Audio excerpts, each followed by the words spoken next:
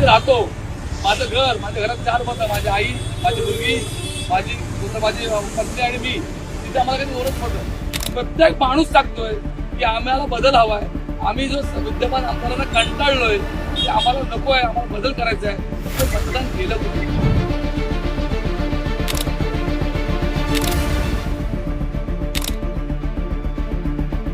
मागच्या 5 वर्षापूर्वी आमच्या 8 मशीन फ्रॉड निघालेले. आता ऑब्जेक्शन घेतलं तर ते IAS officer is not ready to listen at all. मग इलेक्शन कॅन्सल करा. ते गणपत पटेल नगर मध्ये जिथे अजिबात कामं झालेली नाही तिथे लीड येतो. 30 वर्ष राजकारणात म्हणजे एका वर्षाला 1 मत.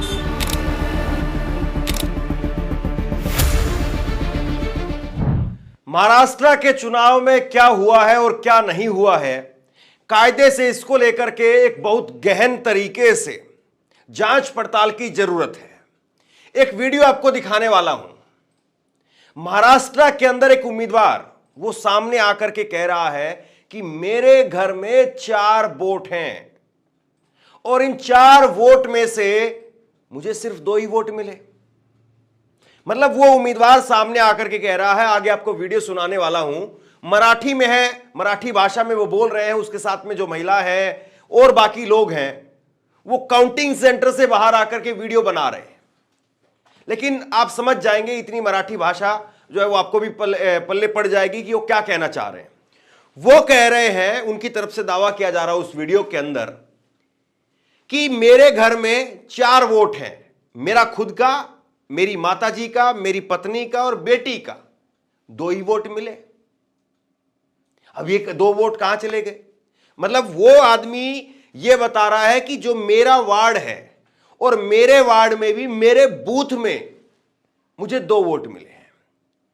और ये आदमी, ये जो उम्मीदवार है, वो ऐसा नहीं कि उसको बाकी जगह पर वोट नहीं मिले हैं, वो उसकी जो विधानसभा है उस विधानसभा के अंदर 3रे नंबर पर रहा है। बीजेपी वहां पर जीती है। 2रे नंबर पर उद्धव ठाकरे की पार्टी के नेता रहे, उम्मीदवार रहे, और 3रे नंबर पर यह उम्मीदवार है जिसका मैं जिक्र कर रहा हूं। बताइए आप, जो व्यक्ति 3रे नंबर पर आ रहा है तो अपने आप में धमक होगी उसकी, अपने आप में इलाके में नाम होगा उसका। और ये जो उम्मीदवार है, इसने 2019 का भी चुनाव लड़ा था, विधानसभा चुनाव, और तब भी ये 3रे नंबर पर था और आज भी 3रे नंबर पर है। उसमें और कई कैंडिडेट हैं, 8-10 कैंडिडेट हैं उस विधानसभा के अंदर। आप जरा ये लिस्ट, ये स्क्रीनशॉट देख लीजिए एक बार, आपको समझ में आ जाएगा। ये स्क्रीनशॉट देखिए, और ये स्क्रीनशॉट है आपकी स्क्रीन पर। ये दहीसर विधानसभा है महाराष्ट्र की, और यहां पर भारतीय जनता पार्टी की उम्मीदवार 98,000 वोट लेकर के जीती हैं। 2रे नंबर पर बाला साहब, शिवसेना की जो ठाकरे की पार्टी है, यानी उद्धव ठाकरे की पार्टी, उसके उम्मीदवार हैं। और 3रे नंबर पर है राजेश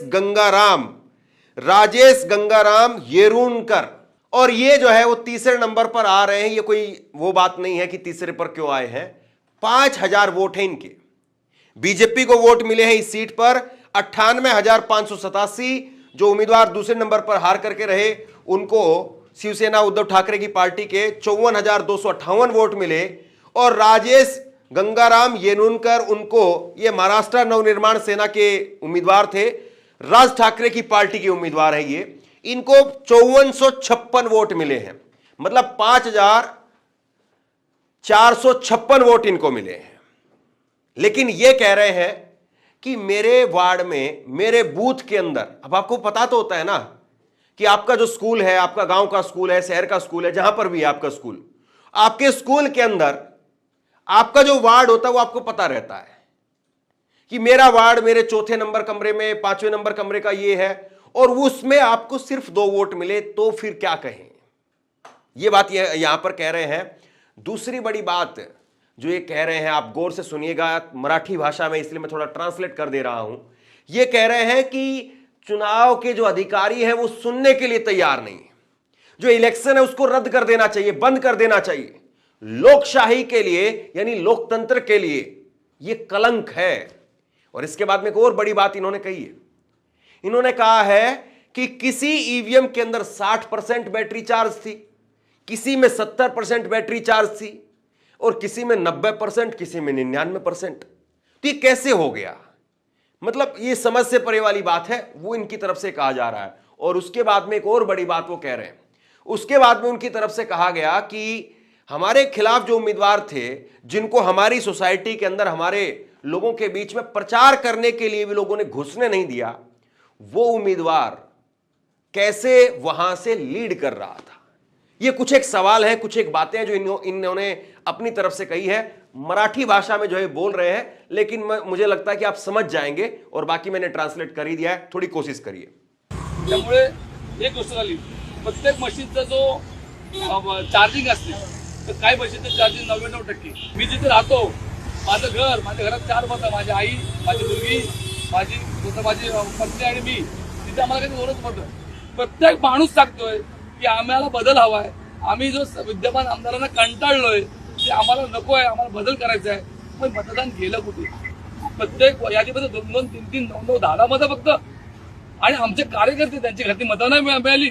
मागच्या 5 वर्षापूर्वी आमच्या 8 मशीन्स फ्रॉड निघालेले, नंबर्स वेगळे, तिकडे नंबर वेगळे, आमच्याकडे पोलिंग एजंटचा नंबर वेगळा। आता ऑब्जेक्शन घेतलं तर ते IAS officer is not ready to listen at all. मग इलेक्शन कॅन्सल करा। ते गणपत पटेल नगर मध्ये जिथे अजिबात कामं झालेली नाही तिथे लीड येतो। हा 3 नंबर वॉर्ड मध्ये जनकल्याण मध्ये तिथे मनीषाताईंना अजिबात येऊन दिलं नाही, प्रचाराला येऊन दिलं ना, आम्ही प्रचार करून देणार नाही। त्या वॉर्ड मध्ये त्यांना लीड मिळतो, कसा मिळतो? हा उमेदवाराला 3 उमेदवाराच्या 163 मध्ये 2च मतं ना। 30 वर्ष राजकारणात म्हणजे एका वर्षाला 1 मत, हेच केलंय। बताइए आप क्या कहेंगे इसको? क्या राजीव कुमार साहब इस पर कोई शायरी हमें सुना सकते हैं कि किस तरीके से कैसे करके? मुझे शायरी आती नहीं तो मैं बना करके कुछ सुना देता। साहब को जरूर आती है, राजीव कुमार साहब को जरूर शायरी आती है। वो इसलिए 2-3 शायरी वो कहते हैं कि मैंने रात भर जग करके एक शायरी तैयार की। तो वो शायरी जो है वो जरूर बना करके लाए। ये क्या हो रहा है?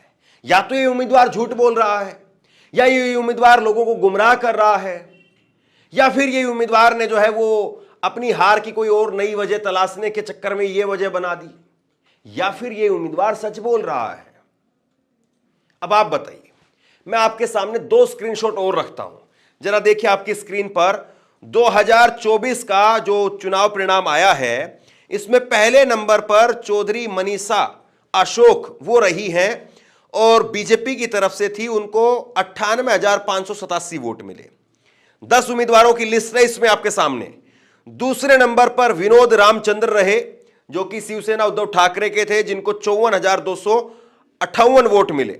और तीसरे नंबर पर है राजेश गंगाराम येरुनकर, जिनकी हम बात कर रहे हैं। ये MNS के उम्मीदवार थे, यानी उद्धव ये राज ठाकरे की जो पार्टी है उनके उम्मीदवार थे। इनको 5456 वोट मिलते हैं। और बाकी चौथे, 5वें, 6ठे नंबर पर जितने भी उम्मीदवार आपको 10 तक दिखाई दे रहे हैं, किसी को 500, किसी को 400, किसी को 200 जो है वो वोट यहां पर मिले हैं। तो आप बताइए ठीक ठाक कैंडिडेट है कि नहीं? कि जो आदमी तीसरे नंबर पर रह रहा है तो कम से कम उसका परिवार का आदमी, उसके आसपास के आदमी, उसके मोहल्ले के आदमी वोट तो करेंगे या नहीं करेंगे? जो आदमी इतनी वोट लेकर के आ रहा, 5,000 वोट कम नहीं होती है, बहुत होते हैं 5,000 वोट। बाकी को आप देखिए ना, 1,000 वोट भी नहीं है किसी को, 500, 200, 300 वोट है। अब जरा 2019 का चुनाव परिणाम देखिए आप। 2019 का इसी विधानसभा का चुनाव परिणाम है आपके स्क्रीन पर। दहिसर चुनाव 2019 का विधानसभा चुनाव परिणाम, और इसमें भी ये जो आज जीती हैं चौधरी मनीषा अशोक, ये उस वक्त में भी जीती थी 2019 में, तब इनको वोट मिले थे 87,000। और दूसरे नंबर पर कांग्रेस के उम्मीदवार थे अरुण सावंत। अरुण सावंत को वोट मिले थे 23,690। और ये तीसरे नंबर पर थे राजेश, उस वक्त में भी राजेश गंगाराम येनुनकर, ये महाराष्ट्र के अंदर राज ठाकरे की पार्टी की तरफ से तब भी चुनाव लड़ रहे थे, और 17,052 वोट इनको मिले। बीएसपी वहां पर फिर चौथे नंबर पर रही, 1,000 वोट मिले थे। बाकी जो है वो 500, 400, 200 वाले हैं। तो आप ये बताइए, जो उम्मीदवार 2019 में चुनाव लड़ता है 17,000 वोट लेकर के आता है, इस बार तो उसके वोट और बढ़ने चाहिए थे। मतलब जिसके पिछली बार 17,000 थे, तो इस बार वो उम्मीद कर रहा होगा कम से कम और कुछ नहीं तो 40-50 हजार तो जरूर होंगे ना। जिसके साथ में पिछली बार इतने लोग जुड़े हुए थे, वो हार भी गया था, उसने पिछली बार खर्चा किया था, तो इस बार कुछ लोग जो है सहानुभूति के तौर पर चले जाते हैं। अरे ये पिछली बार भी हार गया था, चलो इस बार तो थोड़ा इसको कोशिश करो, धक्का लगा दो इसको। लोग कर लेते हैं आपस में, सहानुभूति रखते हैं उम्मीदवार के साथ में। लेकिन वो 17,000 से 5,000 पर आ गया। चलिए 5,000 पर आ जाए, कोई बात नहीं। कई बार होता है कि बीच में हवा खराब हो जाती किसी व्यक्ति की, लेकिन इतनी हवा खराब हो जाएगी कि उसके वार्ड में, उसके बूथ में उसको सिर्फ 2 वोट मिले। ये अपने आप में सवाल जो है वो खड़े होते हैं, और यही सवाल लोकतंत्र के अंदर एक तरीके से पलीता लगाते हैं। मतलब चुनाव को लेकर के जो लोगों की एक विश्वसनीयता बनी हुई है, लोग कहीं से 2-2 हजार 4-4 हजार किलोमीटर का सफर तय करके और अपने घर आते हैं, वोट डालते हैं। लोग 2-2 घंटे के लिए, 4-4 घंटे के लिए लाइनों में खड़े रहते हैं, छुट्टी जो है वो नहीं मनाते हैं, ईमानदारी से अपना वोट करते हैं। सोचिए कि अगर आपका वोट आपके पास में नहीं जा रहा है, मतलब जिसको आप देना चाह रहे हैं उसके पास में जा ही नहीं रहा है वोट, तो फिर वोट देने का फायदा क्या? अब चुनाव आयोग को इस पर स्पष्टीकरण देना चाहिए।